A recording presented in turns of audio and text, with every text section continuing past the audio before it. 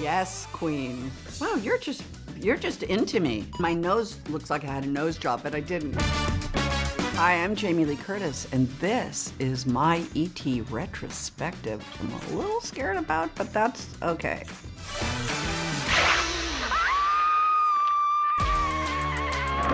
The way we did this is there was a grip below the stairs and a strap that I had my hand on. This little moment right there, that going over the stairwell was just a grip catching me and another guy holding the strap on the other side. And that was it. That was the safety protocols. I'd never done a movie before. John Carpenter and Deborah Hill changed my life by giving me this part in this movie. It was an opportunity to be an actor, not to be just a cute girl. Laurie Strode was very different. I have to get my hair done at 5, and the dance is at 8. I'll be totally wiped out. I don't think you have enough to do tomorrow. Totally. I'm the smart aleck. I am not the quiet, intelligent, wonky, virginal, innocent. And that was an opportunity for me to be an actor. And that made me understand that I was an actor. And then it allowed me later on to really become an actor. I made a conscious decision before Halloween 2 was decided to be made to not do another horror film. I felt I'd given myself to the genre, so to speak. What's my voice? I sound English. About it, and What's that? I decided to do it. I don't even know who that is. You really have a responsibility to an audience. You know? I really don't know where that voice came from. That was shot in my backyard? Wow. Wow. Literally. I sound like I'm from London or something. Oh, please. I felt it would be very difficult for another actress to sort of jump into my role and take over and have an audience accept her. My parents were actors, and so I understood intellectually that might limit any possible other work that might come my way if I simply stayed with that genre, which is not, by the way, a genre I like. I'm not a horror film fan. I don't like being scared, blah, blah, blah. I've been saying this for a long time. It doesn't matter. It's boring. My nose looks like I had a nose job, but I didn't. But it's weird. Go talk to them. I don't want to. Clark! Clark, my dog Clark. I have Rooney now, and Clark was my first version of Rooney, so that was very emotional for me. Frosted lip gloss, yes, queen. I'm amazed that people can actually calculate their career. Every job that has come along, you look at it, you say, do you want to do it or you don't? I feel that way.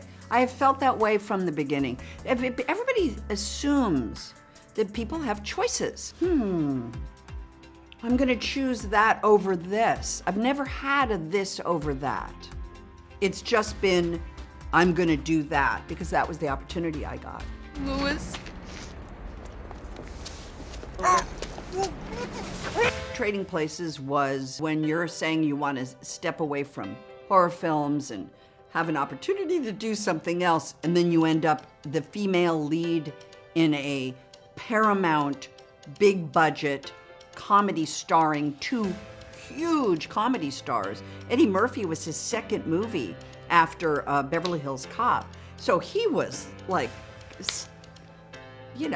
popping off, I guess, as the kids say. And, Dan Aykroyd was too. Worked real hard for this, Louis. Hope you know what you're doing. Thank you, Ophelia. John Landis cast me in that movie. I guarantee you that everyone at Paramount said no to him. So I owe a lot to a lot of Johns. John Carpenter, John Landis, a lot of Johns and Jims. James Cameron, they've all given me opportunities that no one else was going to give me, and those movies led to something extraordinary. I've forgotten your name. Wanda. Wanda. Wonderful, wonderful. I really like the idea of working with actors who aren't normally leading men.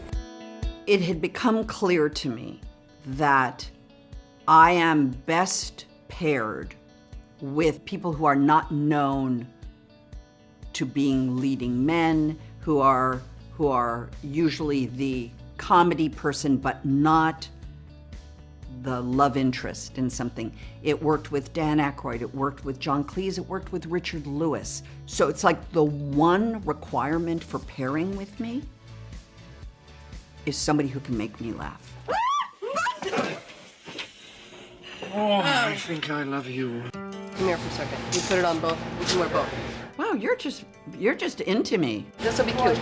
Oh, I got you.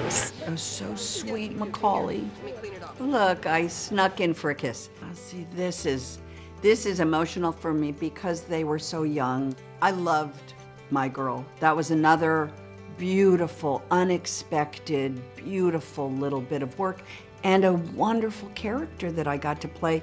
And one of those movies that became something that people loved.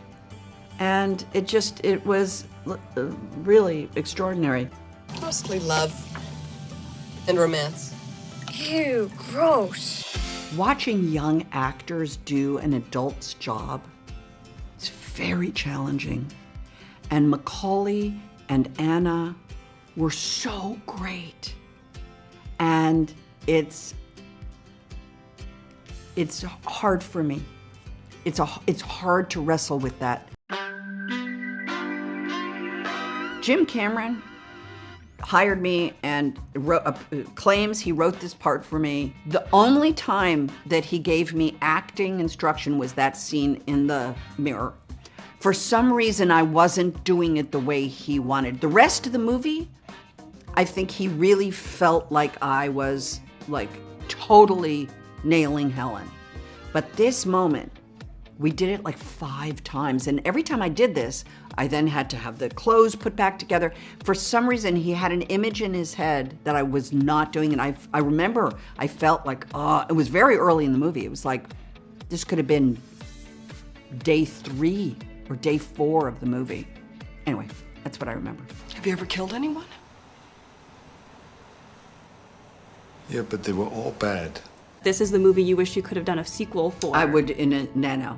Do you have an idea of where you could see Helen and Harry? No, I'm not a writer. They'd be grandparents, of course, and something scary would be happening. And maybe Eliza Dushku would be their, would be the thing, and maybe she would. Who knows? But it's a great movie. It holds up. It's fantastic, and James totally gave me this fantastic opportunity. But it's funny because that was like the one time I felt like he wasn't happy with what I was doing. Everything else I did, he just ate it up. I didn't mean to make you jump. I have great respect for her as an actress. Oh, Mama. I'm impressed. Thanks, Mom. Yeah, sweet. I feel like Mommy just gave me some props about it. My mother graced a Halloween movie. I mean, she's Janet Leigh. And she agreed to play a fun little homage to Psycho.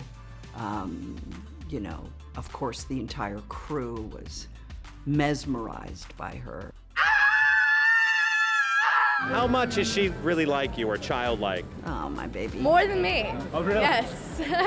We get along pretty well. We do get along pretty well. Wow. It's hard. I'm sorry. I'm looking at my daughter. I love her so much. Look at me. I know. We seem to be inside I'm each other. old. I beg your pardon.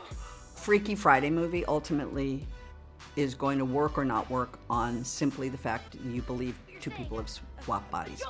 And that scene in the mirror was that moment. And I remember when we were shooting it, because if that works, the movie works. If that doesn't work, it doesn't work. And so that's sweet. There's my girl. She's the cool mom that all my friends like. She's on a red carpet and people are saying, is she a cool mom? I was a cool mom. I don't know what a cool mom is. I was an imperfect mom. Every mom is imperfect. I have a few regrets as a mom and a lot of pride in my family. And we have fought hard for our family, I love my children really more than, I can't, now I'm going to say something on E.T. that's crazy. Anyway, I'm very proud of my daughters. When we woke up this morning, we weren't ourselves. Yeah. She was 15 when we first met. She was 15 years old. My thing I say to young actors is, you know, this is real, this is fake. This is real, this is fake. And it's very important to me that they understand that I'm a real person, that I understand that they're a real person, and that they're in a business that demands that they, you know, it's a challenging industry. And so Lindsay, I've stayed in contact with since she was 15 over the years. She would text me and I'd say, prove that you're Lindsay, because, you know, people can hack your phone and stuff. And so we had a secret, which is no longer a secret because I told it on television, of I would say to her, what was the song we were learning the clips rap to during the freeway scene? And then she'd have to write back the Justin Timberlake Like I Love You song. And then I would know it's Lindsay, and then we would talk. We've stayed in contact all the way through. When she was pregnant, she brought her baby to me. It's like it's frozen or something. Oh, this. When you're working with somebody like Tim Allen, you end up, you need to have one person be basically doing what they're supposed to do. I would literally drop to the ground laughing because he's so funny. You gotta pair me with somebody funny and then it's gonna work. And Tim Allen was that guy. I had to put a pillow over my head. When we were doing a scene where he gets his face injected by something, I had to have them put a pillow over my head because I had to be near him, but I couldn't stop laughing. I'm a bad person. And the Oscar goes to... Jamie Lee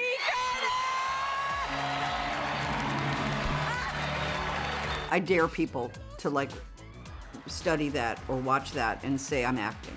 Like, if you want to see what surprise looks like, just watch that little clip. I've done some terrible work because the writing wasn't very good, and I did my best, and I tried to sell it and do my job and blah, blah, blah. But I've been patient and waiting. It does not look good. This woman, this character, won me an Oscar. It's crazy. It's just, you can't control it, is really what the message is. You have to just show up and do it.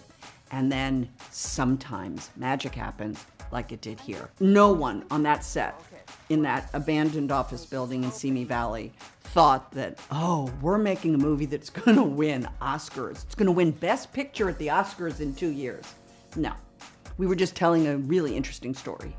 And then, you know, boom. I'm about to add to your problems, Ella. With more than 300 acting credits to her name and films that have made more than $2.5 billion at the box office, Jamie's newest project brings the comedy, heart, and star power. Hi, Ella here. Hi, I'm Helen McCay. Please excuse the way I talk or act. Scream! All right. Or not. James L. Brooks wrote and directed Ella McCay in theaters December 12th.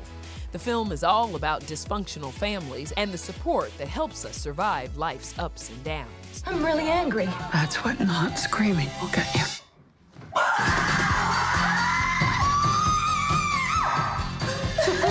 Well, we should do that every afternoon. It's very important to have an Aunt Helen in your life.